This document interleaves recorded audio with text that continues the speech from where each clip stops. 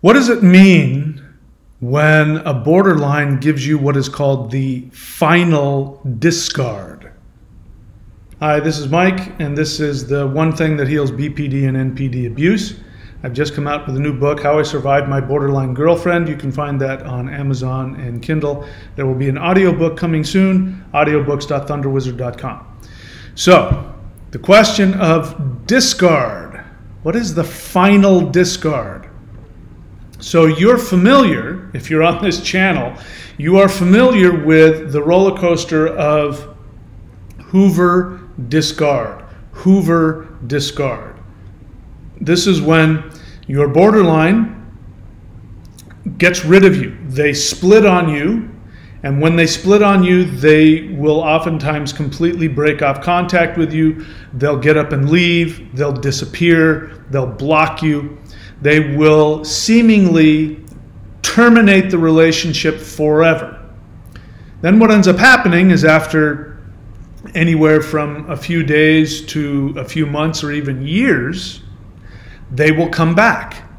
And you start to realize that you are in this never-ending hamster wheel where your borderline girlfriend will discard you, but if you just wait long enough, they'll come back. Now, what's interesting is they tend to oftentimes come back when you start to forget about them, when you start to feel a little better, when you start to get to the place where you go, you know what?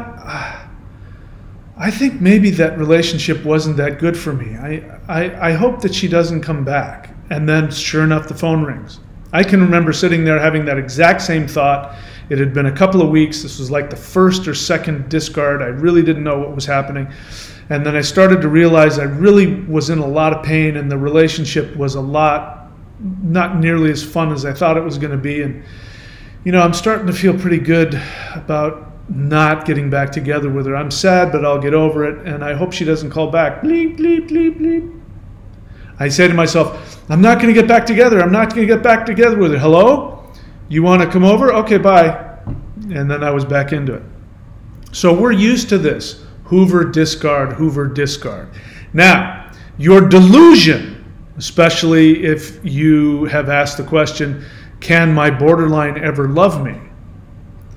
Your delusion is that, yes, you know that there's probably going to be more hoovering and discarding, except when she's just hoovered you again and you think, oh, I finally got through to her. She actually loves me now. It's all going to be okay. In fact, she even explained to me what was really going on with her. And now that I see that she knows why she did what she did, she's never going to leave again. Where are you going? Why are you? Don't slash my tires.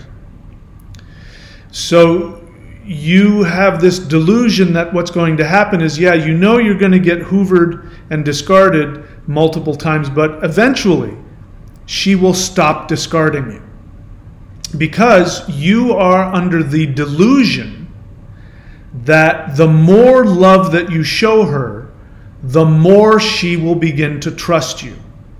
You are under the delusion that she does not have a lack of object constancy. You think that when she leaves, she remembers. You think that all of the times that you spent together with her, all of the loving feelings that you shared, you think that the years of selfless devotion that you've given to her is piling up inside of her. And at some point, it will overwhelm her fear and her selfishness and her narcissism, and she will turn around and she will stop running. This is your delusion. I know, because I had this same delusion myself. But what I've come to find out, not only in my own personal experience, but in talking with hundreds of people on this channel who have told me the same thing, that what will eventually happen is that your borderline will come to a place where they will discard you one last time. Now, here's the sad part. Some of you are going, okay, good. You mean this next time that she leaves, she's not going to come back? Nope. That's not what I'm saying. If you're saying that, no, you've still got a lot of time left. Whether you think that's good or bad, my hair is off to you. I hope that you realize that you're worth more than that. But what will happen is that when there's nothing, there's two things going on. First one is when there's nothing left of you to consume, when there's no more love that you can generate from yourself, when there's no more love and self-awareness that you can regain, because your borderline is feeding off of your self-love. When there's no more self-love in you and you have no more love that you can dredge up for her, then you will have no more use for her, and she will discard you one last time because, like your southern grandma who used to just, suck the marrow out of the bones until there was absolutely nothing left of that catfish. When there's nothing left of you, she will discard you and she will never come back to you again.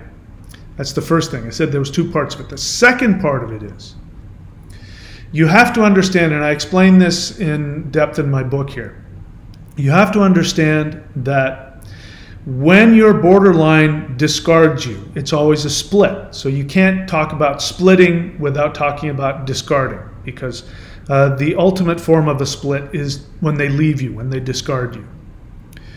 And you have to understand that when they split on you, what they're doing is they are punishing you for loving her. In fact, borderlines will say, they'll even say, they'll say, I know if I'm really mean to him, he won't come back because he's better off without me. It's one of the things they tell themselves. And they're not capable of not thinking this way, because inside what they have is an introject, go look that up, an introject of their own narcissist, possibly borderline psychopathic mother. And so that introject in their brain, they have this inner psychopath that does two very horrific things to them. On the one hand, this introjected inner psychopath is continuously criticizing, demeaning, devaluing, destroying their self-esteem, is continuously telling them, nobody loves you, you're not worthy to be loved, you don't deserve to live, you are the most horrible being that's ever existed. It's going on in their mind all the time. So part of what happens is that you're not getting the hint. Every time they discard you, every time they lash out at you, every time that they harm you, it's the inner psychopath, number one, punishing you because how dare you love this completely unlovable being? What the hell is wrong with you? Number two, when are you going to get the message? I'm never going to love you. Get the message. It's not going to happen. And then number three, what's happening is that deep inside the mind of the little borderline infant, the one that you love, who transfers all of that unresolved love for her mother onto you when she's love bombing you, that little infant, which is who you're really in love with, as weird and gross as that is, you are having sex with an infantile mind in an adult body. That little infantile girl, or boy, depending on who you're with, that little infantile borderline believes that if she abuses herself enough, that her mother will finally love her, because her mother keeps telling her in her mind, you're no good, you're unlovable, you deserve nothing. And when you come along and you say, you're wonderful, you're not horrible, you deserve love, she at first loves it because the little infant can't get enough of it, but then she realizes, oh my God, if I take this person's love, then psychopath mommy will reject me. And so she gets psychopathic and starts to attack you. How dare you try to steal my psychopathic mother from me?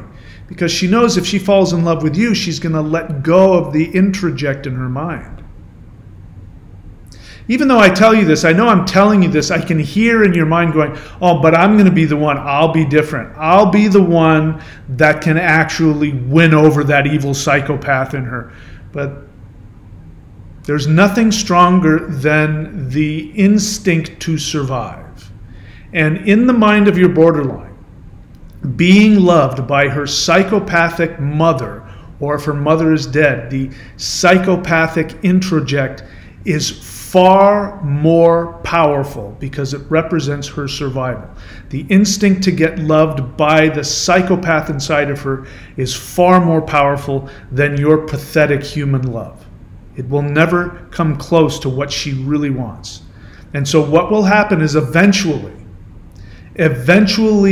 when she realizes that I've been with this person so long that this is real, this person really loves me, this person is never going to leave me, no matter how much I abandon them, destroy them, and abuse them, they will never love me. She will come to the horrific realization inside of her that she must destroy you.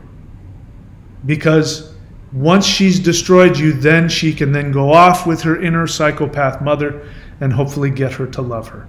But you think your love is saving her, and it's not. Your love is actually the biggest threat to her survival that she's ever experienced. And when she splits on you, it's because that inner psychopath is standing between the infant and you, and is protecting that infant from the threat, which is you, who threatens to take her away from the one person she will only ever love, which is her psychopathic mother. If you want to learn more about this, go to Amazon. You can get How I Survived My Borderline Girlfriend. I will have an audiobook probably within the next week or two. If you're just watching this video when it came out, you can go to audiobooks.thunderwizard.com to see that. All right? So that's it. Even if I've told you all this, I know you still can't leave. So do the one thing. The one thing that can cure you of your pain. I talk about it in this channel. Go watch The One Thing That Can Heal BPD and NPD Abuse. That's it. See you guys later.